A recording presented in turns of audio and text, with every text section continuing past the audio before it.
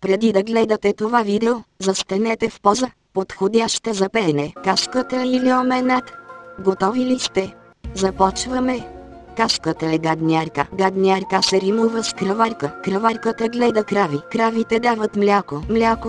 5 букви. Млякото е бяло. Знаете ли кое също е бяло? Точно така.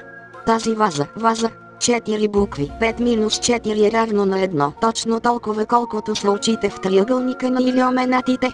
Случайност. Не мисля. Кашката ни кара да носим униформи. Може би тя е била психически травмирана като дете, защото са я карали да носи униформи. Психическите травми се лекуват от психолози. Психиатрите са психолози на лудите. Лудите виждат извънземни. Виновни ли са илиоменатите за нашествията на извънземните? Отговарят ли илиоменатите за унищожението на Земята от извънземните?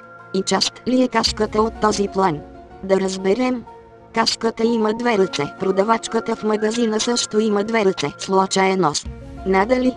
Магазин. 7 букви. В магазина се продава храна. Храна. 5 букви. 7 плюс 5 е равно на 12. Храната се слага на маса. Масата има 4 кръка. 12 делено на 4 е равно на 3. Думата кон има 3 букви. Конят пасе трева. Тревата е зелена. Знаете ли кое също е зелено?